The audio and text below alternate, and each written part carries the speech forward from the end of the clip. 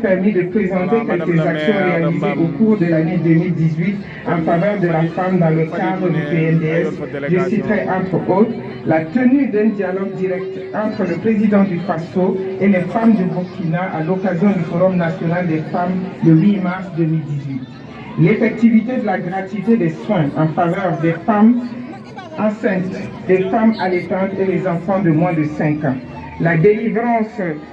d'actes de naissance à 17 820 femmes dans la région de la boucle du Monde du centre-est, parmi lesquelles 4 620 ont bénéficié également d'établissements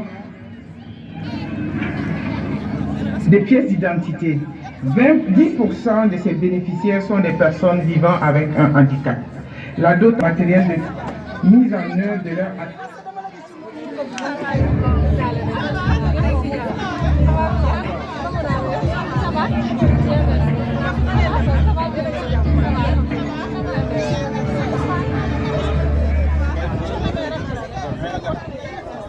les femmes du monde interne, la femme. Monsieur le maire de la commune de Mbam,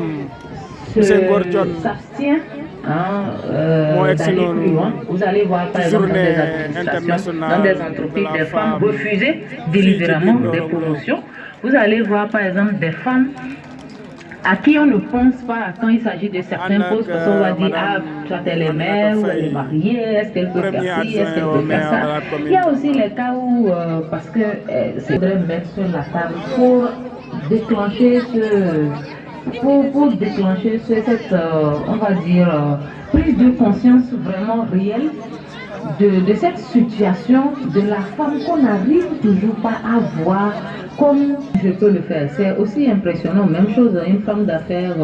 qui est très connue, qui brasse beaucoup d'activités, beaucoup d'argent. Cela, je crois qu'effectivement, le Togo peut quand même se permettre de dire oui, en termes de promotion. Bon, je ne vais pas dire promotion, c'est aussi tout un autre débat. L'égalité des femmes, vous l'aviez réclamé, on est là maintenant. Madame, qu'est-ce qu'on peut entendre par l'égalité des femmes? Ailleurs, l'égalité de sexe.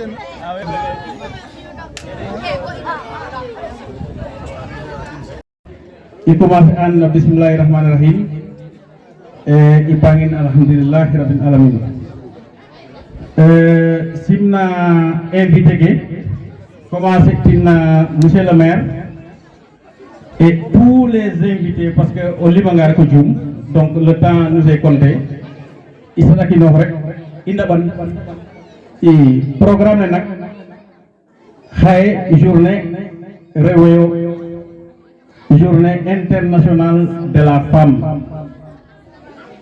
Donc, où il est quand même, ça tournera autour de la femme, au théo, d'ailleurs, utilité, épanouissement, etc.,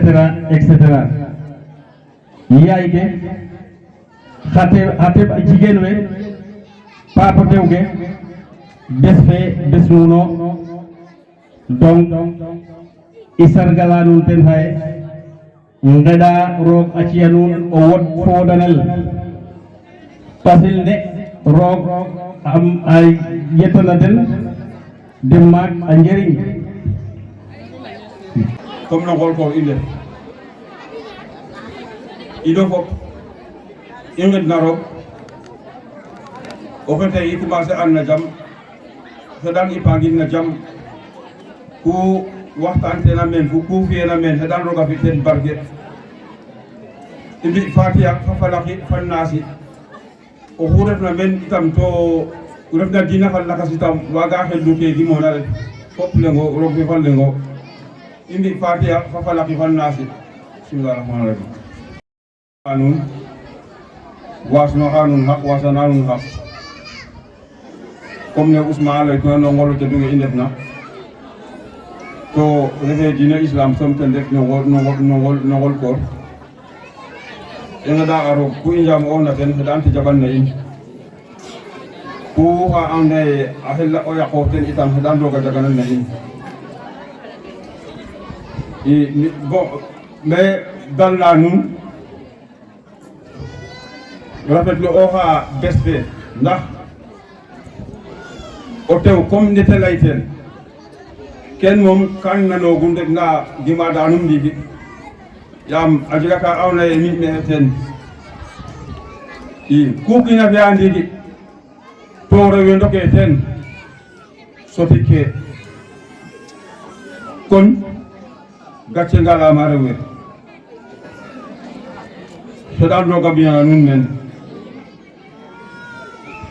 ɓasil ke nu kukoona seɗan roga fina den barke a ci'a den o wod a ci'a den o xuuɗo ñis num moof bo ñaamo njiriñ ɓasil ne bo simine xan commencer tin na monsieur le maire ten fe andoona yee ten ref oxe kukoona commune ne ndax ke a soɓ meen rek de yaal saate ndaa o ten a lay na place sax i ndaa a mosando in simnanga a monsieur le maire xan simin we te yoonitna fop koy genar we fop mais simna den to dalna nuun i nu ande na saate nuun nu ngaru i saɗakino itam citir parce que journée internationale de la femme fogame me bogandorong c'est la première fois te célèbre el men to union de da arok alim lega commencé ta ke gref len koy ga xedan barade isa dakino a jega to koy remarque wa fi ma to fa lay ten joberu te ref délégation me na la première adjointe au maire ami madame Aminata Faye où était ordine nirole ne tiga amosa trop i to wax monsieur Boubacar Sarr couleur politique fa len anda responsable politique au Sow ke mo yaamo feten koy couleur ala la rewe nda koy avance ke fo rewe som itamo xana dom isa dakino nu wasana ko assalamu alaykum wa rahmatullah ci wax monsieur le maire rek te wet cérémonie fe fogandorom également ya sate ke log fop simnama den to dara ni o fogole log fop docteur ke bayta ta mene aussi jegna bes fe bes no rewe njegu bes ne xaye o ga fiya fi koy ta jopil o ngol ko no sirin we o ngol ko no catholique ke nda ma mu rewe am mu adref no moom kata fela kata xumba nda go xaye koy bes fa yiwu yo yiw naga taxa bo bala kine fiya dara rek a xedan yaay ke a xedan rew we a xedan xa ɓiya xe a xedan maam ke ndax li ta fitel meka ndorong xaye dina fitel no a date fop bon chance ino i madidin mbitidin meka ndorong comme nde leytina nak kumu ga wona fo wasa kumo ten tax bes fe a magane paax paax ndax 8 mars mene jega mene i nga mboxa mbuda so ngar xaye koy la particularité fek nga refu ye au moins boog wallu o wod fo wodanel i adnu ndon ka ten également koom-koom manam financement to financement gaga fop fo wod fo wodanele aussi e rewe njegun on yaga boog we mbog na xalaat dena yoona we na ngenana également dena moofa a mbog jetaay bon jetaay leek jetaay a jeg na solo yo a xetanga no commune ne wagimo ñako gar to we leya nuun me également nete fitalna meka Ndorong lycée na a mba mbiyen étudiant ke a mbam également o mbaɗo kene Dakar te ref ka andoona yee ka felena yoonito felena layito bon i muñandox il faut rek nan gilo ke docteur ke layka in ke docteur ke layka nuun pour ɓasil ne ke docteur ke layka danu également fop ino fo xooxood ino parce que oxe o deerna parce que ɗum wodde toto jeg a développement yo gue kaga ke da fof guidma ko organisation ande organisation kene bota jeg a wago jeg nene tammo sitna lool xumbani fe som jege ube wax deg yiw fe xey mene o xeno kerten ke yo fo xeno siriñ yo fop machallah bon fa lay fe jexete goɗa maxey leya nuun soome i mbaga commencer in nete fi tel yasam ke i pagin na alhamdulilahi rabbil alamin joxe ngeen jëf comme nete laytuna rek xaye koom-koom fa sante i to o layna sante rek ten refe leya fop donc o wod d'abord profit lakas activité nu bugona o dérouler to yonay fo wod waage soti kon a jega solo Mame Cheikh donc vous avez la parole. Maire Mbam Ngor Dione, Madame la maire Aminata Faye, Monsieur le chef de village, Madame suñu bàjjenu gox national Aminata Maymouna Ndiaye, Monsieur Adi Ndiaye qui n'est pas là d'ailleurs, chers invités, autorités, parents, frères et sœurs, di leen nuyu yéen ñëpp di leen jaajëfal ci seen taawaay di rafetlu jotaay bi bu baax a baax. D'abord, permettez-moi de commencer ce discours en rappelant le contexte particulier de notre rencontre. Nous sommes en plein mois de Ramadan, un mois de piété, de partage, de solidarité. C'est aussi un mois d'endurance. Mais soyons honnêtes, tout le monde ne vit pas ce mois de la même façon. ñun séeréer yi jàmbaar leen trop waaye bu weeru koor ñëwee parfois dina am ñu ci xaw a saalit balaa dog di jot waaye tey ñu muñ rek te xam ne jigéen ñi ñoo aaye comme ñoom yàgg nañoo muñ tàngaayu waañ bi ñun war nañoo mën a muñ tàngaayu journée bi donc li may njëkk a indi rek mooy tey journée bi ñett point moo ñu fi dajale ndax day baax ñu leeral bu baax a baax journée bi balaa ñoo commencé ñu xam d'abord li ñu fi dajale xam aussi buñ fi jógee lan mooy objectif bu daje bi nga xamante ni daje nañ fi tey. D'abord c'est pour honorer les femmes car sans elles nos foyers, notre économie et notre société ne tiendraient pas debout. En plus, nous allons sensibiliser sur les questions essentielles, notamment la gestion des menstruations et la lutte contre le cancer du col de l'utérus, à travers médecin bi nga xamante ni moo fi ñëw tey fas yéene ñëw jox tuuti orientation par rapport à ça. Mais enfin, surtout pour renforcer la cohésion sociale à Ndorong Lo, car notre village a besoin de l'unité de tous ses fils et filles pour avancer. Donc loolu ñu leen koy ñaan ñu bàyyi ko xel bu baax a baax xam ni ñett yooyu moo fi daje parce que ku wax aussi financement bu jëm ci jigéen ñi développement moo tax ngay wax. Donc loolu ñu bàyyi ko xel loolu moo ñu fi dajale. Je tiens à rendre un hommage aussi appuyé à ces femmes exceptionnelles qui n'ont ni jour, ni de repos, ni congé, ni même un dimanche pour dugg ci waañ bi. Elles sont les premières à se lever et les dernières à se coucher. Elles portent nos foyers à bout, travaillent sans relâche, assurent les repas et prennent soin de nous tous. Et pourtant, leur travail reste souvent invisible et parfois même minimisé. En ce mois de Ramadan, elles sont encore plus sollicitées. Pendant que certains dorment en attendant l'heure du ndogu, elles s'affairent en cuisine, s'occupent des enfants, vont chercher de l'eau au puits, préparent le repas et veillent à ce que tout soit prêt à temps. Donc, gâté ngeen ngalaam.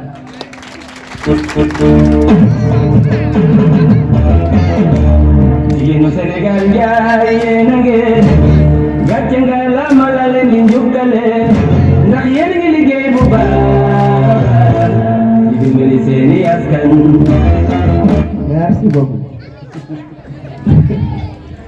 tey nag dañoo tànn thème bu am solo mu nekk santé et dignité des jeunes filles, gestion des menstruations et lutte contre le cancer du col de l'utérus. Pourquoi ce sujet? Parce que les menstruations restent un tabou. Alors qu'il s'agit d'un phénomène naturel, beaucoup de jeunes filles sont contraintes de manquer l'école faute de protection hygiénique adaptée. Parce que le cancer du col de l'utérus est une réalité qui frappe silencieusement de nombreuses femmes. Et pourtant, avec une meilleure sensibilisation, un dépistage précoce et un accès aux soins, nous pourrions éviter tant de souffrances. Nous devons parler de ces sujets, les mettre au cœur du débat et surtout trouver des solutions concrètes pour protéger nos filles et nos mères. J'aimerais aussi insister sur un point crucial. Aujourd'hui, nous ne sommes pas ici pour faire de la politique. J'insiste là-dessus.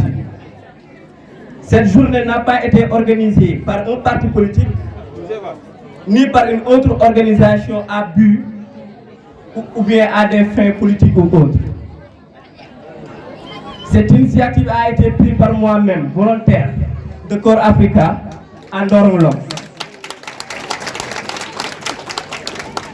Mais à travers Madame la maire, Aminata Faye, qui est là, à travers Badianou Gokh, qui est là, à travers Pastef Mbam, à travers Ali Ndiaye, qui a fait fii la dëkk ci Ndorong, et pour couronner tout, monsieur le maire, qui a fait mooy kilifa dëkk bi, ak sunu chef de village bii nga xamante ni du sonn du tàyyi ñii ñoo tax journée bi mën a taxaw tey. donc ñi ma fi lim ñëpp bu ngeen gisee kenn ku ci nekk peut-être am na appartenance politique, am na appartenance religieuse, am na appartenance culturelle, waaye yooyu yëpp dañ koo teg nële daje pour que tey ñu célébrer li nga xamante ni mooy les femmes de Ndorong Lok et du Lok de manière générale. donc ngeen dimbali ñu si baax a baax ñu continuer noonu journée bi bu ko defee kenn ku ci nekk booy jóge ci journée bi tey nga kontaan xam ni kat en tant que femme reconnaître nañ bu baax a baax liggéey bu am solo bi nga xam ne yéen a ngi nekk di ko def ci dëkk yi.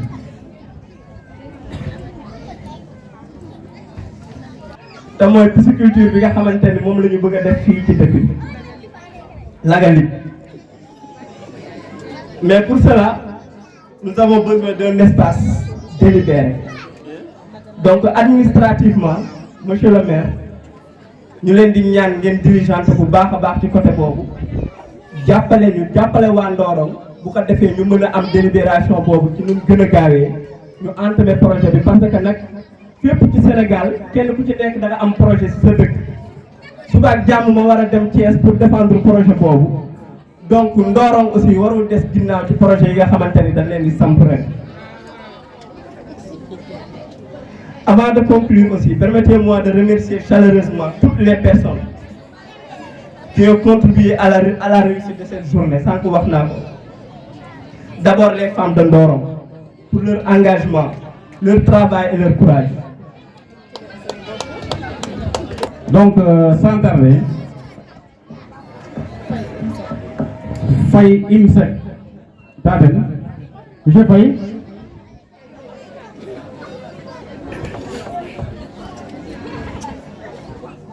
waaw maa ngi nuyu ñëpp ku ci ne ci turam ak santam di jégalu certainement mun na am suñu intervention am tuuti incidence ci chronogramme bu ñu prévoir si c'est le cas en tout cas on s'en excuse vraiment di leen wax ni balaa may tàmbali ma ndokkale jigéen ñi fi toog ñëpp à l'occasion de cette journée dédiée aux femmes, bien que 365 jours yëpp seen journée la c'est vous qui faites le monde mais comme que bis bi tey yéen lañ ko jagleel maa ngi sukk samay om yéen ñëpp di leen tatagal di leen ñaanal di leen souhaiter une excellente journée de la femme. di loolu weesoo maa ngi nuyu kilifa yi fekk ci dëkk bi yëpp ci commune bi en commençant par les kilifa religieux kilifa diine yi teg ci kilifa aada yëpp teg ci waa dëkk bi yëpp. alors man nag Mamadou Faye laa tudd ma door a ñëw ci yëf yi balaa may dugg ci sama domaine man maay Mamadou Faye maay chef d'agence bu banque IMSEC li nga xam ni ñu ngi fépp ci biir Sénégal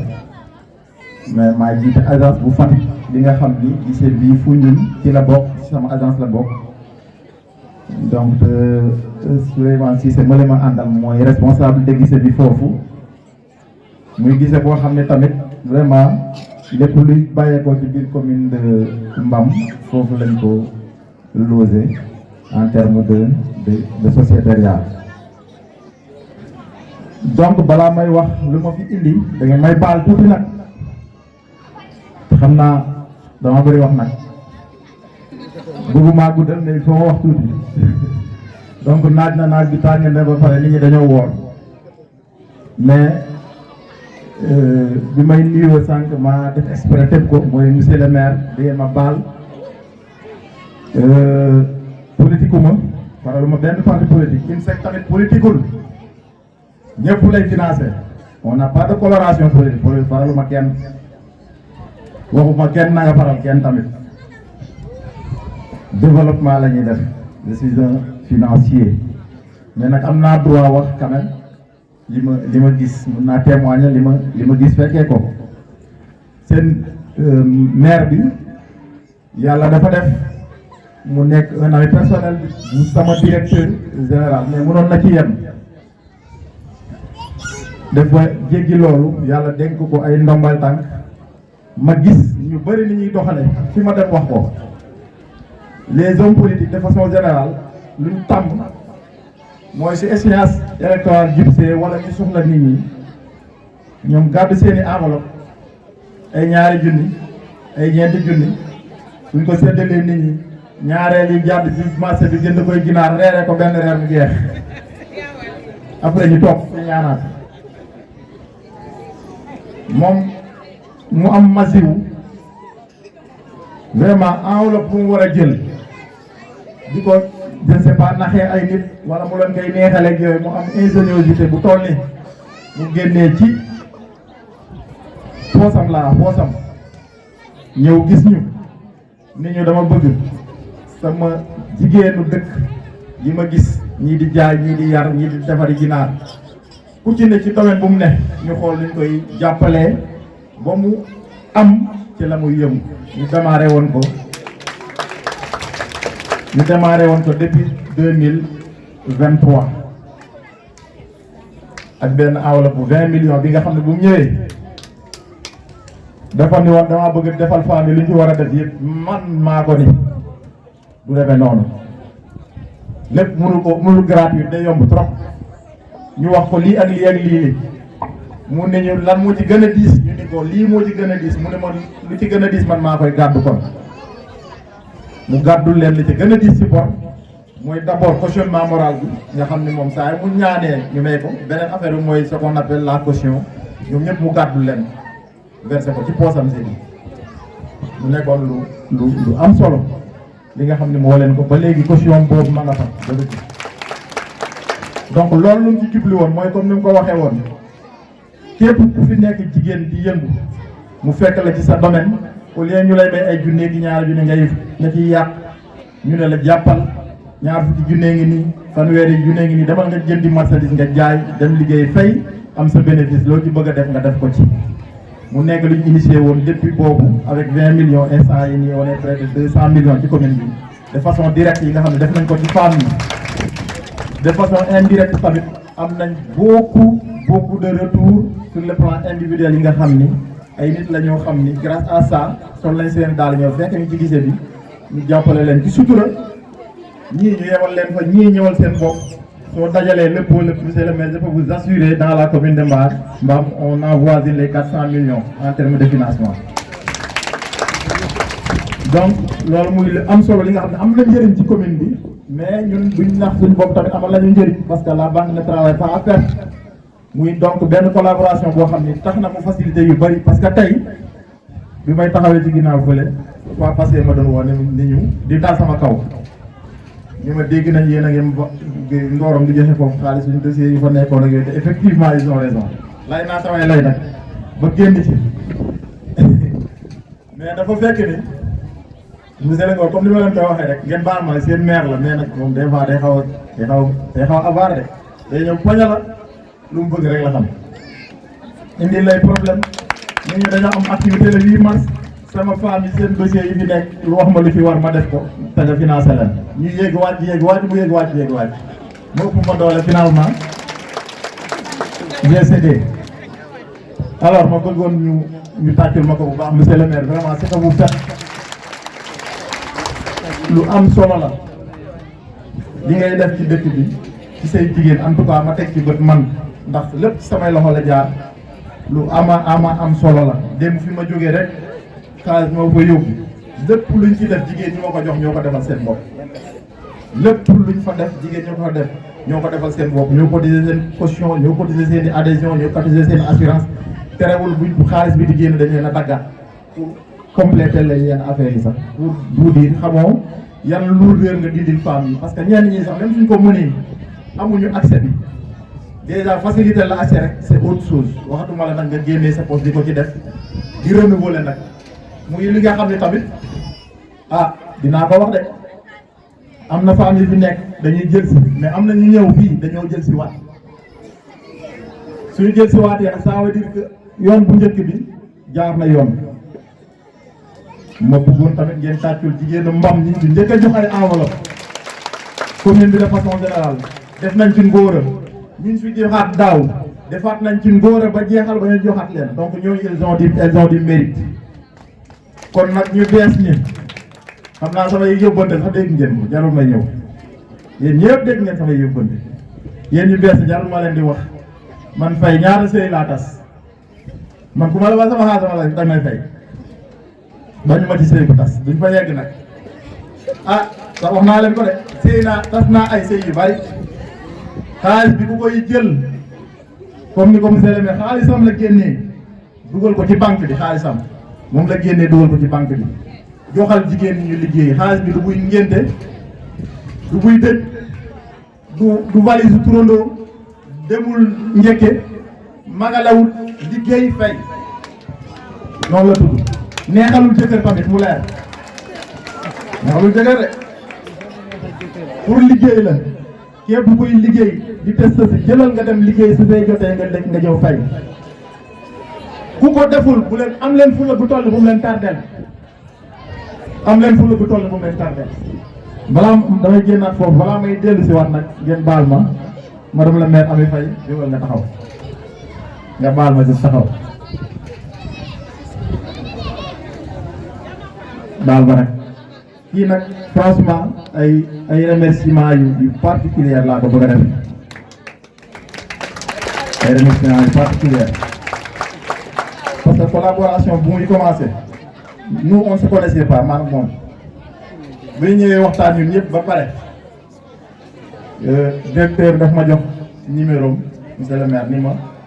moom mooy coordonné lépp man du ma fi nekk des fois du ma am temps bi mais lépp lu ngeen fa war a def ci coordination ngeen jokkoo ak moom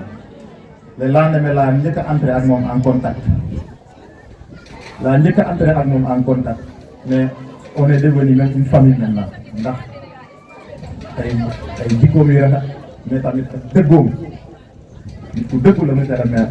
képp kuy politique waxoon naa ko dinaa ko waxaat soxla nga am ku mel nii sa wet ku lay wax dëgg parce que je sais qu'il dit la vérité sans mâcher les mots saa yu la waree wax sa dëggam dina la ko wax su la waree critiquer dina la critiquer su la waree conseiller dina la conseiller su la waree assister dina la assister li ñu def nii c'est pas une chose facile de des fois monsieur le maire dóoruma ci kawam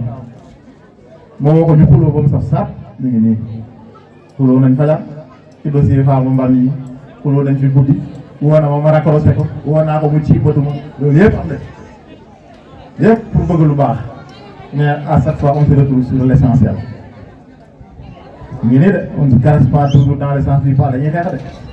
monsieur le maire chaque jour ñu reyante da ngi nii taxaw mais profondément nag au fond de moi je vous dis que c'est une bonne personne nit ku baax la nit ku neex a àndal la parce que nit soo dëggoo neex a àndal nit soo dëggoo neex a àndal te moom nit ku dëggu la loolu bokk na ci lu ma neex ci moom nit ku baax la nit ku doylu la nit ku goro la nit ku effacé wu la surtout pour on nee naa bàyyi bu lay woo nga bàyyi politicien boo xam ne boobu kenn gis la bu lay woo nga bàyyi donc madame la maire merci mille fois bu ci njëkk mooy xaalis nag bëggul bëri de mais il faut mu wax donc bu ci njëkk mooy dañu am ñaari lot de financement ñaari lot yi lot bu mu gën a concerné mooy ñi nga xam ni ay groupe yu bees la commencé woon naa léegi di ci wax ay groupe yu bees la yi nga xam ni buñ ko constitué léegi defagul 1 mois patam patamee nañ dossier yi du ma ne patam patamee en tout cas profité woon nañ ko ba mën na ko indi ci 8 mars bi on l'a fait ñooñu la concerné ñooñu dañuy démarrer ak ñoom comme ñu démarrer ak ñeneen ñi auparavant groupe bi par 10 la doon nekk yi cette fois-ci ay groupe de 5 lañ parce que politique de crédit moo changé te jigéen ñi ñooñu ni gestion 10 membres dafa un peu compliqué donc par 5 doy na ñu constituer leen par groupe de 5 déglu leen ma yéen ñi nga xam ni yéen a yor groupe yu bees yi yéen femmes yooyu déglu leen ma groupe de 5 yooyu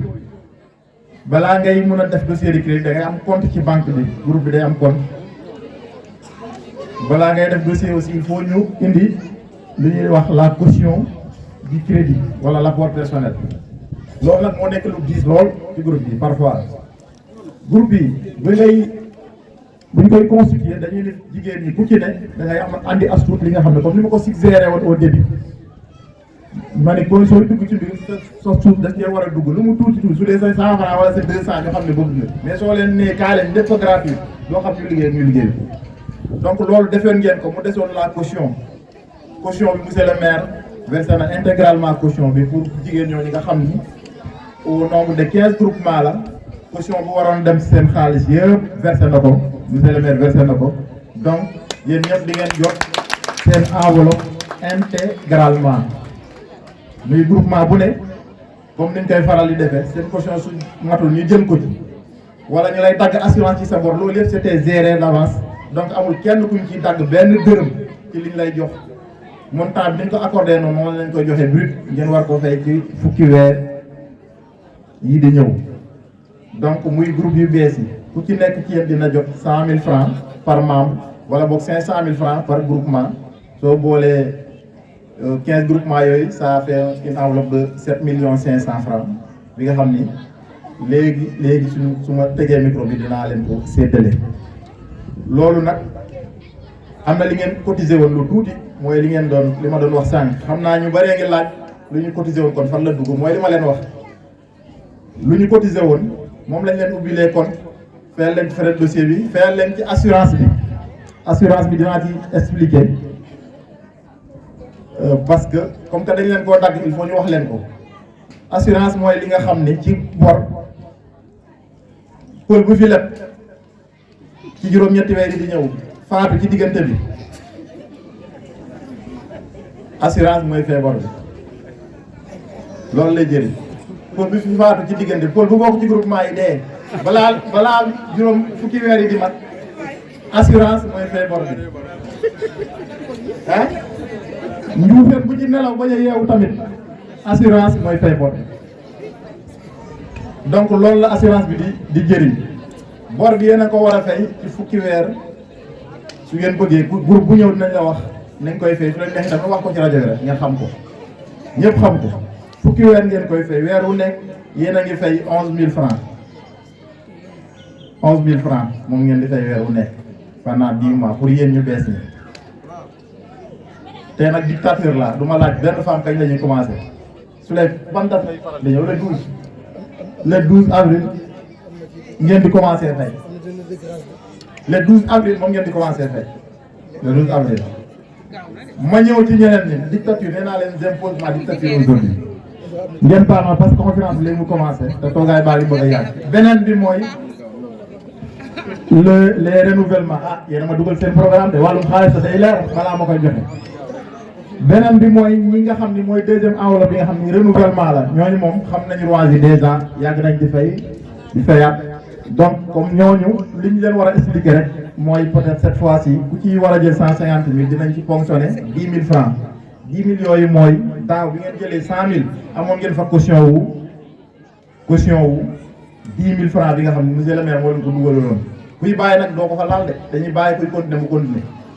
donc 10 000 francs yi ngeen fa amoon dañuy jël benn 5 000 ci xaalisu ren bi teg ko ci muy 15 000 ñu dencal la ko fa parce que 150 000 l'apport c'est 15 000 ñu dencal la ko fa beneen 5 000 bi mooy frais yi nga xam ne moom laa doon expliquer léegi frais de dossier bi assurance bi parce que bëgguñu woon nekkaat fi di leen cotiser loo waat muy yeexat ñu ne kon nañ def dossier yi rek ñu jël ko ci yéen tamit le 12 avril ngeen di commencer 16 500 ngeen di fay chaque mois yéen ñi nga xam ne renouvellement moo leen fi andi xam naa nag yéen ak may xool ay bëtu laaj mais laaj yi du fi xaj su ma demee ba toog groupe bu ñëw su amee lu ko leerul balaa ma lay jox dinaa la mën a expliquer foofu ngeen baal ma àq. Merci beaucoup. Assalamualaikum mbooloo ne mais simna fop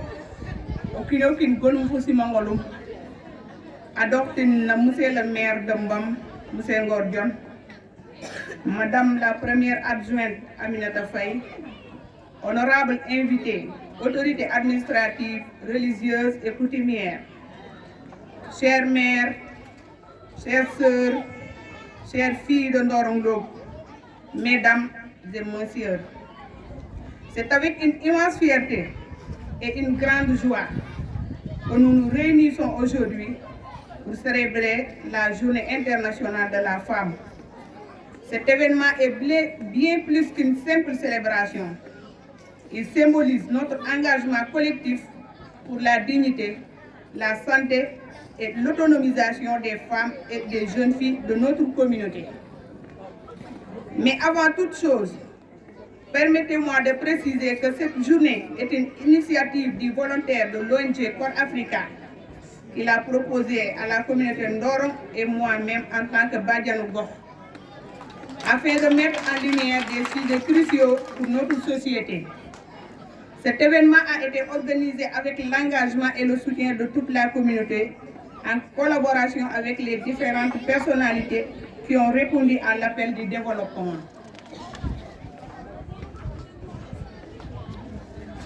Le parti PASTEF, par le biais de Ali Ndiaye, membre de la communauté, l'ex-maire Simon Diouf, Madame le maire Aminata Faye. Chacune de ces personnes, par son implication, a permis la tenue de cette journée. Mais je tiens à être clair. Aujourd'hui, ce n'est pas la politique qui nous réunit, c'est le développement. Nous sommes ici pour parler de la femme, de la santé, de la dignité et de la cohésion sociale. Tout ce qui sera dit aujourd'hui sera au nom du développement et non donc quiconque parti politique. Le volontaire de Corps Africa, Mam Cheikh,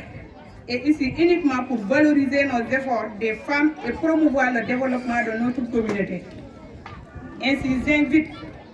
tous les intervenants et participants à respecter cet esprit. Aujourd'hui, nous sommes ensemble, non pas en tant qu'appartenant à un groupe ou un parti, mais en tant que fils et filles de Ndorong Lo, unis pour le bien-être de notre communauté. Le rôle central des femmes dans le développement local. Nous savons tous que la femme est le pilier de la famille et de la société. Elle est mère, éducatrice, travailleuse, entrepreneur, leader. Son rôle est essentiel pour assurer la stabilité et la prospérité de notre communauté. Pourtant, malgré leur importance,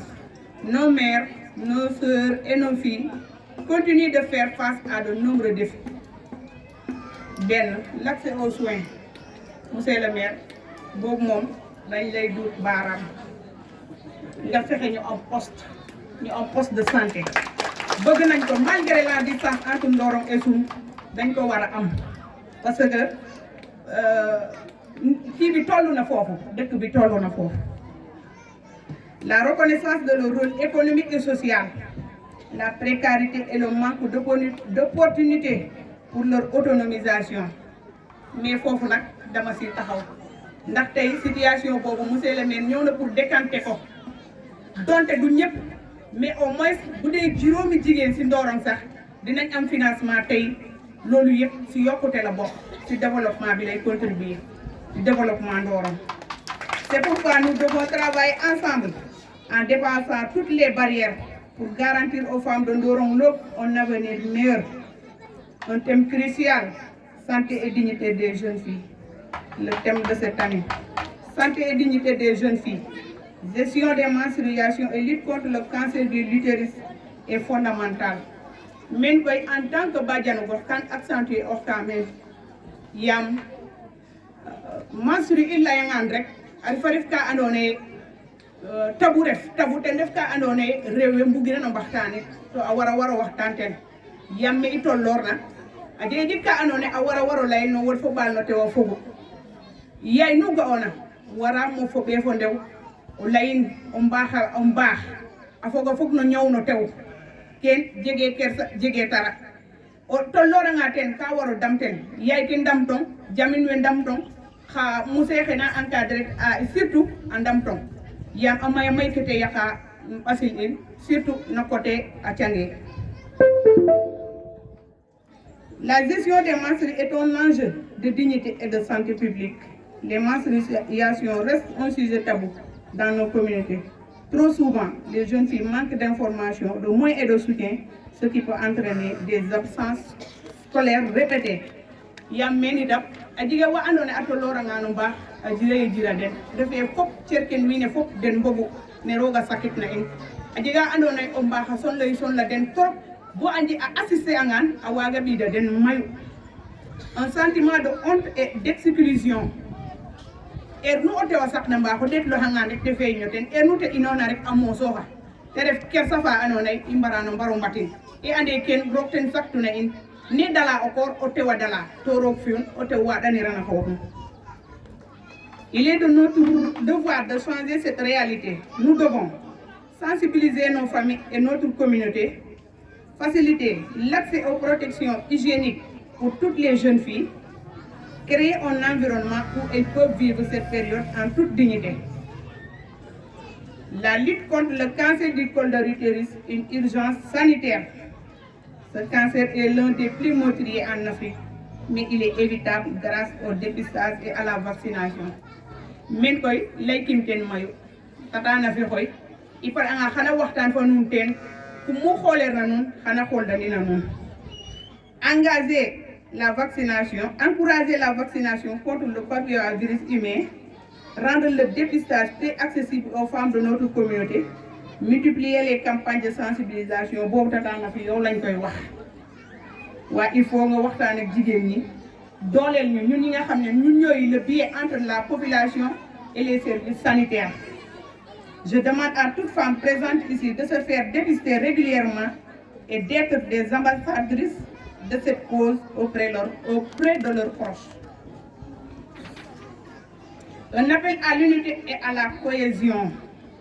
Tata amin bato nom toy rek no kay lay on wax imboge appartenance politique ken fopa andam saxle fopa andam nda koy andorong ino mbogu fop on partage tout ino mbogu ya koy on se donne la main dans la main pour relever le défi kon dorong soit on dorong développer prospère ne buganuma lay rek fan lay mo terfeleru no ada rek chers sœurs chers frères on Ndorong émergent oui en un mot. Nous savons que le développement de Ndorong Lop ne se fera pas dans la division. Nous devons comprendre une chose essentielle. La politique est cyclique, mais notre communauté demeure. Nos appartenances partisanes ne doivent jamais nous empêcher de nous donner la main pour bâtir un avenir meilleur. Je le répète, Madame le maire, aujourd'hui, c'est le développement qui est à l'honneur. Nous devons mettre de côté nos différences et travailler ensemble pour relever les défis qui se dressent devant nous. Car les défis sont nombreux. L'accès à une meilleure éducation pour nos enfants, la promotion de la santé des femmes et des jeunes filles, le développement économique de notre localité, l'amélioration des infrastructures et des conditions de vie. C'est ensemble que nous pourrons faire de Ndorong un modèle de progrès fondé sur l'entraide, indamir, la solidarité et le respect mutuel. Tamu respect jeger na dara geno kema. Pour i def na def masir pour i mérir na mérir. Adiga ma ito loranga magre ko kino kina wara cholo kenum cerke anona e ten warum. Hommage aux femmes et aux leaders engagés. Aujourd'hui,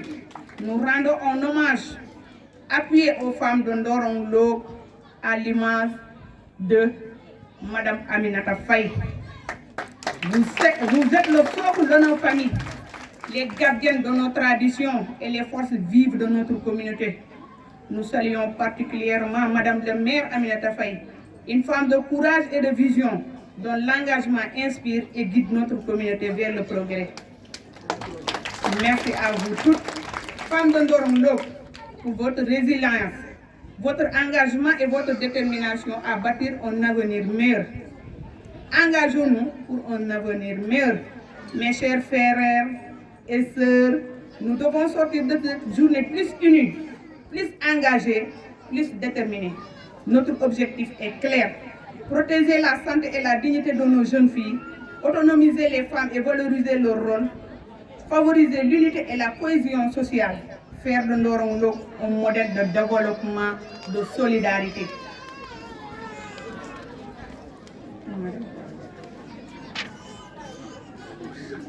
Ensemble,